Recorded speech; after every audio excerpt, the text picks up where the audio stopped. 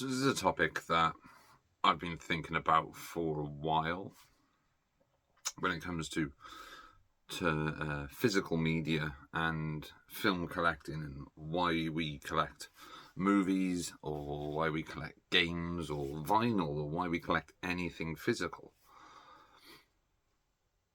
And I was thinking about why I have such a huge collection of movies, and have I watched all of these films? What do I know about these films? Do I know any of the background about these movies? Why do I have a specific genre of these films? Why do I collect action movies, or why do I collect horror movies, or why do I collect comedies or something like that? And I've been watching stuff on YouTube recently, and it comes down to loving cinema. Are you a film buff, or are you a cinephile? Now, how do you juggle which ones are which? For me, it's hard to say. It's really hard to say. There's three things that I look at when I think about film collecting or film knowledge. And I've got quite a few examples of different films that I own from multiple different genres. Some might be obscure, some obviously not. And I just want to break down what I see as like being pigeonholed when it comes to loving films. So you've got, on one hand, you've got the film buff. On the other hand, you have the cinephile. Now, what is a film buff? On many videos on YouTube, they refer to a film buff as someone who has insane knowledge of movies. Someone who is insanely... But it's not, like, you can be a cinephile and have insane knowledge of movies. Yes, that's the whole point. You are open to it. But a film buff is someone who will look at, say, Jaws, and they'll memorize the USS Indianapolis speech that Quint gives, or they'll know like the specific runtime or aspect ratio or what film stock it was filmed on. That is a film buff. Whereas a cinephile will take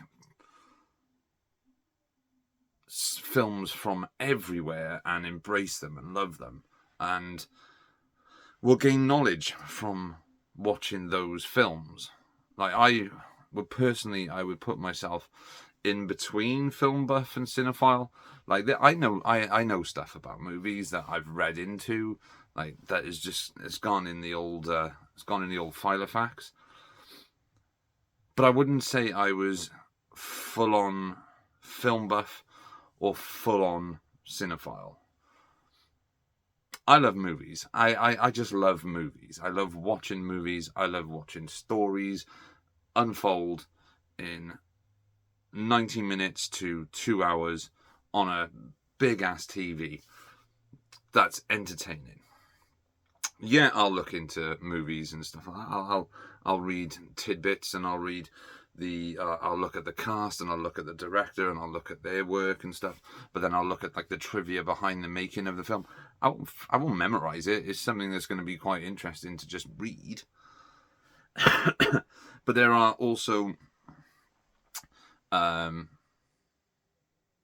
film fans, more specifically this side would be the cinephiles, who are more attracted to a certain genre, or maybe a certain studio, or maybe a certain country of films. They love normal. I say normal, that's so wrong of me to say, but they love, like, they will like Hollywood movies. They're like British movies. They're like I don't know, just I say mainstream, or maybe some indie movies from the States or stuff like that, or they'll be deep into like the A24 stuff, which I don't get. I don't get the whole the whole cult surrounding A24. I've seen maybe a couple, and I've not really been blown away by it. I watched Midsummer, and I disliked every second of it. But then I watched Mid-90s, the film by what's his name? I can't remember his name now. What is his name? He was the fat guy, now he's not the fat guy. I can't remember his name. But it was about skateboarding in the mid-90s. And as someone who grew up in the 90s and, the late 90s and the early 2000s skateboarding, when I was a hell of a lot thinner, it kind of struck a chord with me. Same with the movie, the Larry Clark movie, Kids. Again, that was a film that came out at a time when I was fascinated by skateboarding. Maybe not so much the drugs and the sex from that movie, but the skateboard aspect of it was something that appealed to me. So there's that. So there's like some A24 films that I enjoy, some I just dislike. But then with the cinephiles, you could find that they're hugely into world cinema, and that is all they watch. So they would be like pulling stuff from Japanese cinema, Chinese cinema, Spanish cinema. You name a country, some really obscure Polish science fiction film from the late 70s that was shot on like 8mm or something like that, and they'll call it the greatest science fiction film since 2001: A Space Odyssey. And that's fine. That's fine. Everybody has their niches. Everybody has their things that they love. I love a lot of different genres. I love a lot of films from around the world. And like I said, I've got a lot of obscure stuff. I've got some not so obscure stuff that I love. I've got some stuff from around the world, like Kinji Fukasaku's Battle Royale, a film that I absolutely adore. And a film that, one of the first films that introduced me to international cinema. And a film that I've watched countless times. This is just a normal, I think the standard Arrow release. I did have the big box set. I may still have it, but I can't. I'm not sure if I do have it. But that was on DVD. This is the Blu-ray. But again, this is a film that I absolutely adore. Introduced me to Japanese cinema, to Kinji Fukasaku, which then put me into his 70s output with the Yakuza Graveyard and Street Mobster and stuff like that. So I found out about this man's films from watching essentially his last film. And again, Japanese movies, Japanese cinema, it's fantastic. Another film that got me into international cinema is Tom Tykwer's Run, Lola, Run. Again, another absolutely incredible movie. And Franco Potente is great in this. It's got Maurice Bleibtreu, also, who was in Das Experiment, another good German film that was remade by the guy who created, I think it was Prison Break, as The Experiment. I think Adrian Brody was in it and Forrest Whitaker. I can't remember though. It was a while back. This is what came out on High Flyers a long time ago. But again, this introduced me to European cinema. This was a film. This and Taxi, the French movie Taxi, introduced me to French cinema. But then I looked back through the ages and looked at things like the Alain Delon movies, like Les Samurai or The Cercle Rouge. Those type of films that introduced, but they were specifically genre films. They weren't dramas or they weren't necessarily French New Wave, but they were the films that I found through watching something like Run Lola Run or the French movie Taxi. Again, Luc Besson produced that, so then I discovered Luc Besson's filmography, found La Femme Nikita. I didn't realise La Femme Nikita was the original film, which was remade as The Assassin / Point of No Return by John Barnum, I think it was, in 1993 with Bridget Fonda. But then this is the thing. When you find movies, you want to find other things by those people. But I don't limit myself specifically to that sort of genre. I mean, there are other Japanese movies that I do have. Like, I love a lot of Japanese films. These are the Lone Wolf and Cub movies. I do not own the Blu-ray. These are the Arts Magic DVDs. They're watchable. They're not great. But for 70s samurai movies, these are top tier. I did have Hanzo the Razor, the TV series. I think it was all the series of films, but I did sell it because I just couldn't get in. I couldn't get into it. But as samurai movies, I'd say these movies are incredible. And like I said, these are the Arts Magic releases. These came in a box set. The discs were fine. The boxes were fine, but the outer sleeve that they came in was a bit battered, and so I don't like having battered boxes on my shelves, so I just got rid of it.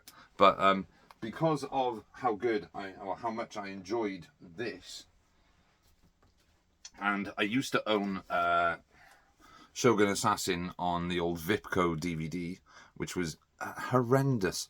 Absolutely horrendous release. The Eureka release of Shogun Assassin just sits perfectly with these. But again, this is what introduced me to Japanese cinema, and there's films that I've seen multiple times then. So, like the Lone Wolf and Cub, Battle Royale 2, Swing Girls.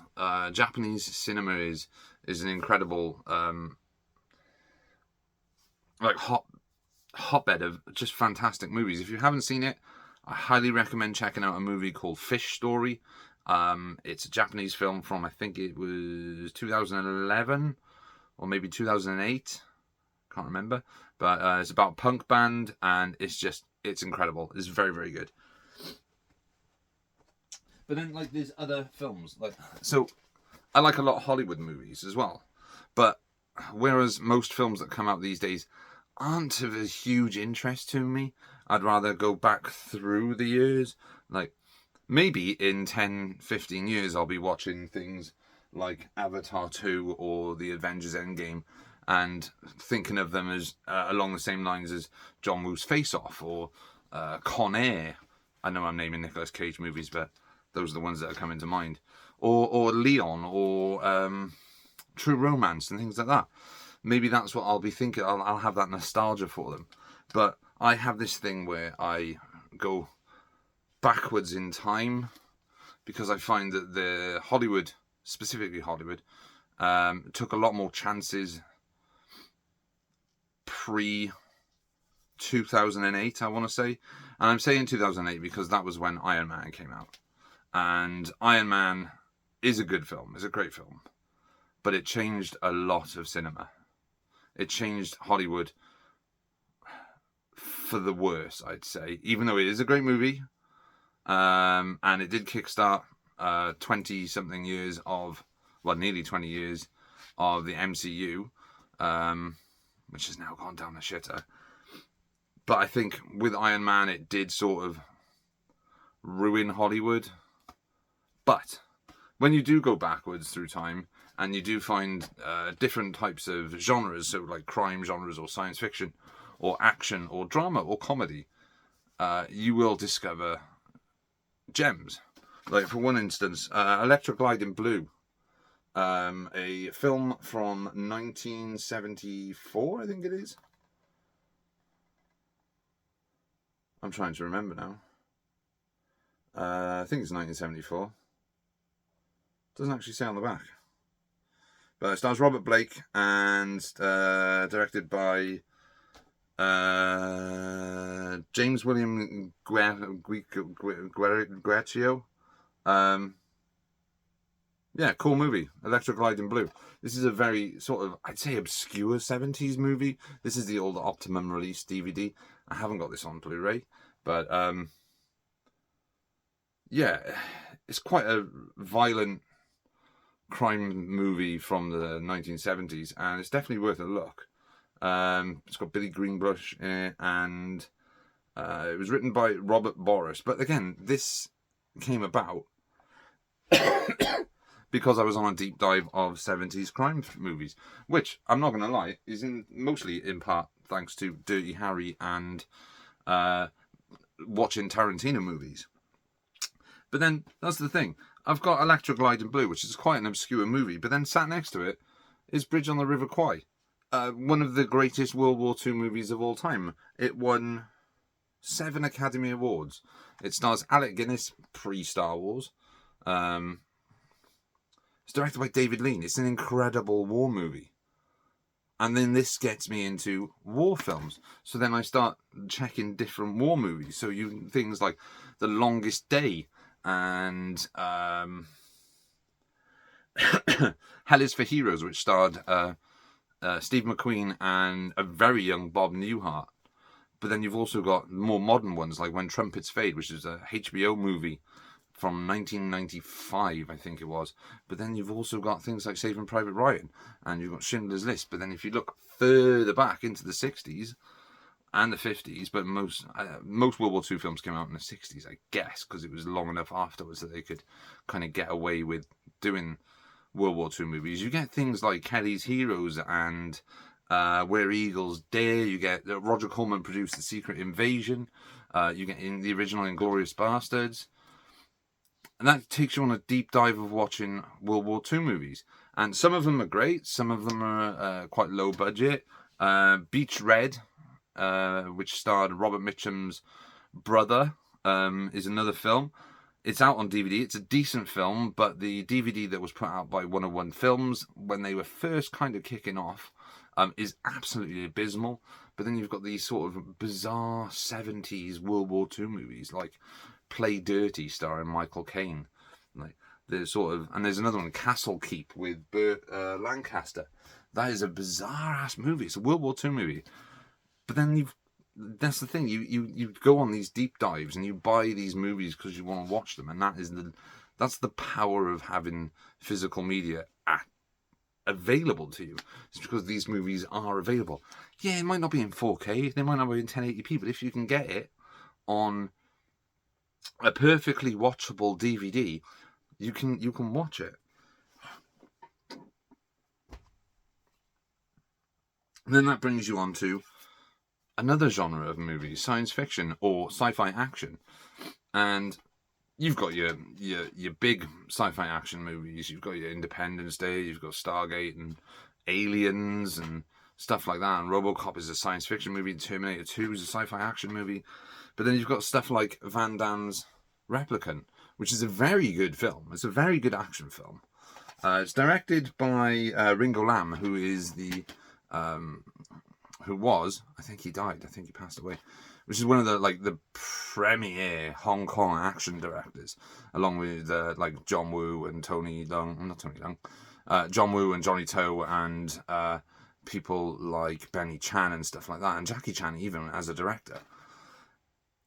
But then you get this is like Van Damme playing, again, as he normally does in his movies from the 90s. He plays 2 different characters. One is a serial killer who is being cloned, and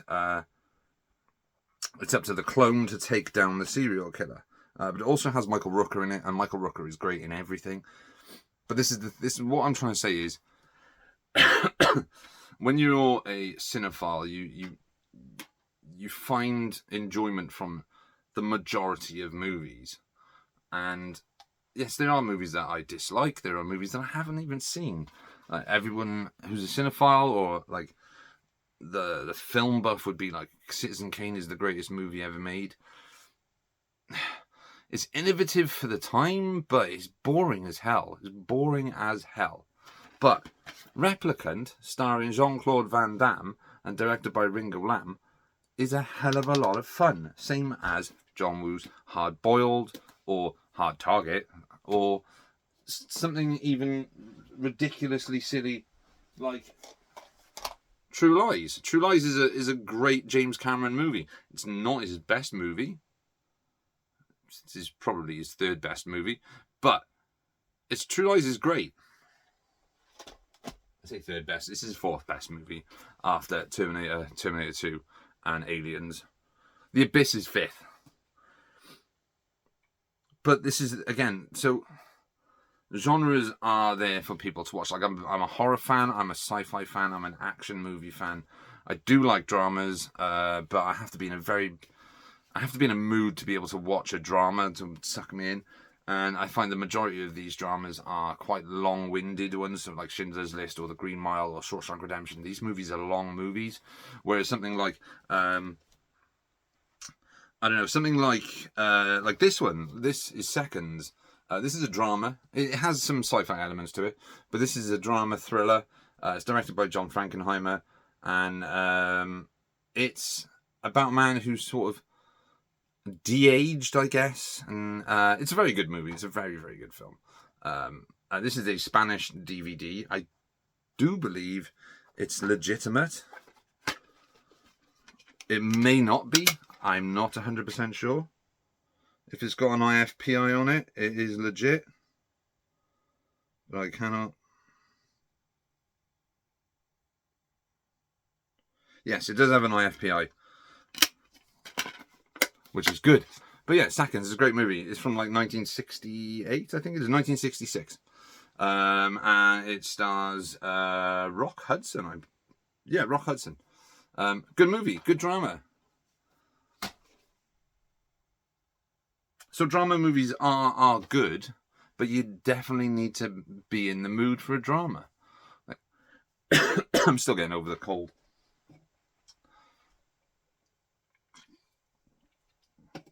So I think with cinephiles and movie buffs, the in-between bit is just movie nerd. You're a movie nerd. You nerd out on movies. You know shit about movies. You love movies from everywhere.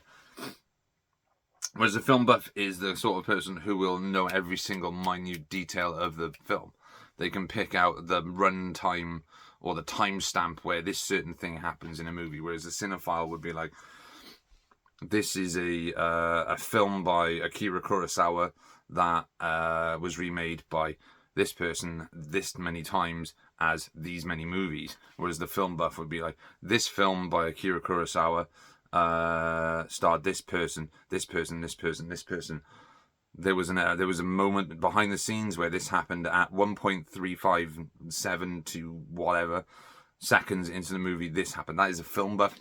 A cinephile will know about the will know about the movie, but they will know more information about subsequent movies that may have been adapted or something, or they will go down the rabbit hole of watching that director's movies.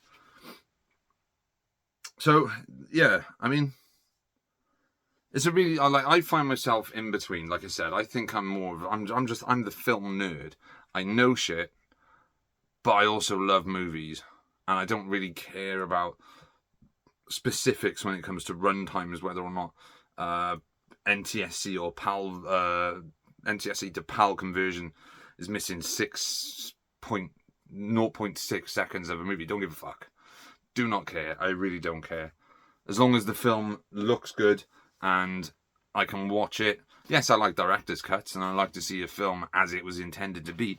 But I just, like, if a film is cut but it's the only version that is available, that's the version you're going to watch. So then when I'm talking about like cinephile and film buff, I also want to talk about film nerds. So film nerds are the kind of people who will discover a movie. They might go backwards in time and try and uncover some rare, sort of obscure movies. Like there's one movie that I'm desperately after, and I don't know if it's available. I do have to check, because I know for a long time it hasn't been available. It's a film by Albert Pyun, or Pyun, I think that's how it's pronounced, called Radioactive Dreams, which stars John Stockwell and Michael Dudikoff. It's a post-apocalyptic movie where two guys have lived in a bunker their entire life, but they have grown up on a diet of Dashiell Hammett and like Humphrey Bogart noir movies and books, and they leave the bunker into the post-apocalyptic wasteland as these sort of imaginary detectives. It's a very cool film. I've seen it a few times, but I've only ever seen it on VHS, and that is a film that I really, really want to get hold of. You see, I'm a very big fan of post-apocalyptic movies, and I've talked about this multiple times on this channel. I'm currently rewatching Survivors, which I have talked about on this channel, and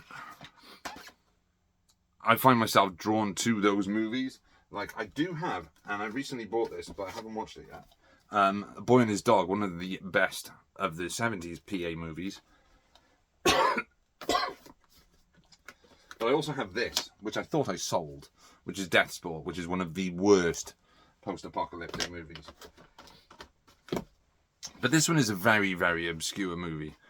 Well, it's obscure to majority of people. I mean, if you're a fan of 80s movies, you will know movies like Next of Kin, or Dirty Dancing, or Roadhouse, which has just been remade starring Jake Gyllenhaal, which is trash. But not many people know about this, which is Steel Dawn. This is a sort of Shane-type post-apocalyptic western starring Patrick Swayze, his wife, Lisa Naimi, Anthony Zerber, and Christopher Neame, Brian James, John Fujikawa, and Arnold Vosloo. And it was directed by Lance Houle. This is a very cool movie. There are cheesy moments in it. It's an 80s film.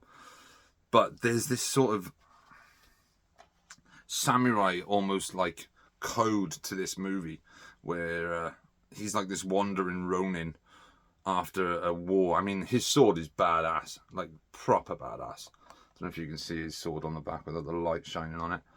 He's known as what was a peacekeeper.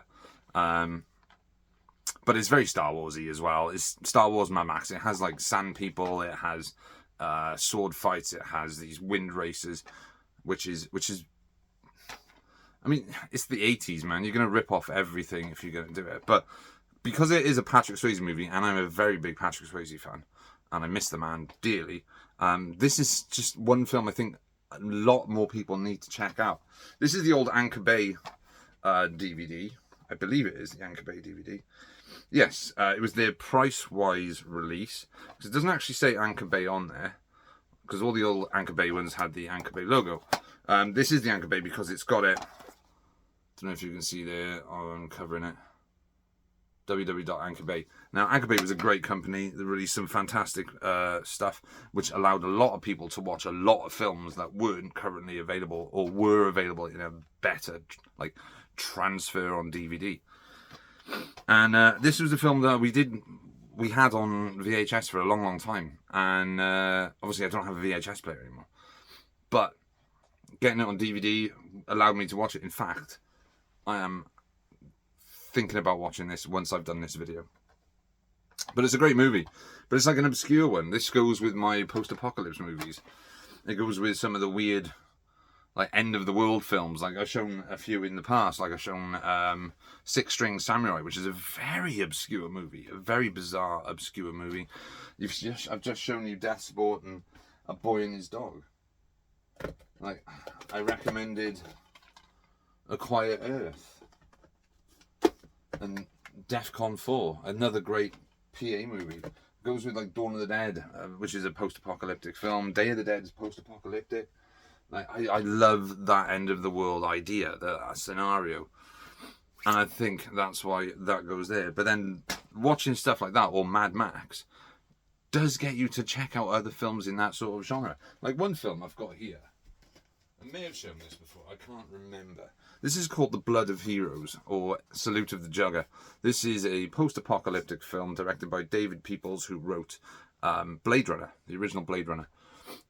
This stars Rutger Hauer and Joan Chen, and Vincent D'Onofrio, who is currently reprising his role as Kingpin in Echo and in the new Daredevil. But this is a cool movie. It's got Delroy Lindo in it as well. This is a cool movie. This DVD is fucking awful, though. It's terrible. But again, if it wasn't for something like Mad Max or Steel Dawn, I would never have found this because it wouldn't have followed the genre. But then that brings me again to more sort of post-apocalyptic movies, which is this one. This is a film called Dead and Breakfast. This has a crazy cast in there, and I don't think many people have actually heard or seen this film. This is a zombie comedy musical from 2004. It was directed, if I can find out who it was directed by Matthew Lutwiler, and this stars Eric Palladino from ER and U571, Eva Carradine, who is David Carradine's daughter. It's got Jeremy Sisto, who is in a lot of things, and I do believe he played Cher's brother in the TV version of Clueless. But he's also been in lots of things. I think he was in 6 Feet Under. There we go, I'm wrong turn. And it's got Gina Phillips from Jeepers Creepers. But it's also got David Carradine. It's got Portia de Rossi. And it has Diedrich Bader. But the most interesting thing is, it's also got Jeffrey Dean Morgan and Bianca Lawson. Is it Bianca Lawson? Yeah, I think it is. Bianca Lawson, Jeffrey Dean Morgan, and Osgood Perkins, who is now a horror filmmaker. I think he's got a film coming out soon. This is such a bizarre movie. Like I said, it's a zombie horror musical. It says the US answer to Shaun of the Dead on the cover. This is a very cool... This is actually an Anchor Bay release. It's got the Anchor Bay logo just on the bottom. See, I was talking about Steel Dawn just a minute ago and thinking, I really, really want to watch that. But now I really want to watch Dead and Breakfast because it's such a silly film. Like in the early 2000s when Shaun of the Dead came out, there was a lot of like low budget sort of indie zombie comedies. Dead and Breakfast being one of them. Then there was Dead and Deader, which starred Dean Cain. There was also obviously there was the House of the Dead, the Uwe Boll movie. There was one called Gangs of the Dead, I think it was. It might have had a different name in America, but in the UK it was known as Gangs of the Dead. It was a sort of Mexican, Los Angeles, LA Mexican zombie movie. It was shit. I owned it on DVD for a while. I don't know why I owned it. But you had these really cool little like indie like zombie movies that came out. And yeah, this was probably one of the best of the bunch because it was so bizarre and so obscure. And then the final one, and this is a film that I bought as a bootleg. This is, like I said in previous videos, this is one of the only bootlegs that I bought. This film is The Keep. Michael Mann's The Keep. This film I bought out of intrigue because I heard so many stories about it. I heard that Michael Mann disowns the movie. Tangerine Dream did the score. It's got Ian McKellen in it. Scott Glenn is always worth a watch. And I heard that it was such a bizarre movie. And when you find that a film is like unavailable, you want to find that movie. You want to watch it. And that's why I understand why people will buy bootlegs of films. And this is a pretty decent copy. It's widescreen. I think it was taped off a film channel in the States or something like that. This was released by Twisted Anger. They don't actually exist anymore, I don't think. But yeah, this disappointed me. In the state that it's in now, which is 92 minutes, considering the film was originally like 3 hours long. 92 minutes, this film sucks ass. It's shit. It's fucking awful. Visually, it looks good. Plot-wise, makes no fucking sense. The score is fantastic, but the movie itself is crap. 92 minutes, it's got like half the movie missing. And I think Michael Mann needs to do us all a favour and give us the original full length. Just suck it up, dude. You made it. We want it. But then that's like the beauty of physical media and being a collector and being a film buff and being a cinephile, but being a film nerd full stop. And I think that's why I love movies, is because I can talk about them and I can watch them and I can learn things and I can go down that rabbit hole and I can learn about new movies, or I can discover like hidden gems and stuff like that. And that's why I think DVD, Blu-ray, VHS and 4K is such a great formats to be able to find these lost or obscure, or maybe films that you know of but you've never seen. I think it's such a great format for that. And I think it's sad that it's now it's not dying, but it's becoming more of a niche market, which is why the prices are rising. And like I own 2 Criterion movies. There's movies on Criterion that I want, but I'm not willing to spend the money on it. Again, same with the 88 films. They're releasing Jackie Chan movies or Hong Kong martial arts movies, but at a price point of $29.99 for a 4K. I'm not paying that. I'm not paying it. It's too expensive. Again, same with Arrow. All their Arrow releases are up for $25.99 or $39.99 for a fucking 4K release. I'm not paying that money because it's too much. But then I can fully understand from their point of view, these are the only companies that are releasing these movies. And so if you want this movie, you will pay that money because you want that film, you want that release. But then that release goes out of print and it goes for silly money, and then another company releases it. So I think there was a thing not so long ago where Arrow had released the film Street Trash on Blu-ray, and I think they released it on DVD as well, because it was back in the white box days. They released Street Trash, and then they re-released Street Trash with the sort of full cover, not with the white box. And it was a pretty decent release. It looked all right. This was the early days of Arrow. But then I think 88 Films re-released it. Why? What a pointless release. I think they released it 4K as well. But like, we're just getting the same releases but just from different companies. Like Night of the Comet has just come out from, I think it was 88 again. Why? Or, I've got Night of the Comet. It looks perfectly good on the Arrow Blu-ray. Why release it again? Because someone's got the rights for it. But again, this is just me talking. I mean, physical media is a fantastic format. Movies are available on these formats, and I've just shown you that there are multiple genres that can make you become a film buff or a film or a cinephile, but also like just a film nerd in general. And that's what I am. I love movies. I love learning about movies. I love finding movies. I love watching movies. I don't really care about the minute details, but I'm more inclined to learn about the movies than dissect the movies. So I put myself more in the cinephile category. But in general, I'm just a massive movie fan. And that's all I wanted to really talk about. I didn't realise this was going to be 40 minutes long.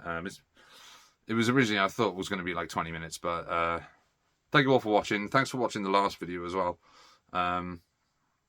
Sorry it took me so long to put the last video up. I'm still not over this cold, but I had to get something down.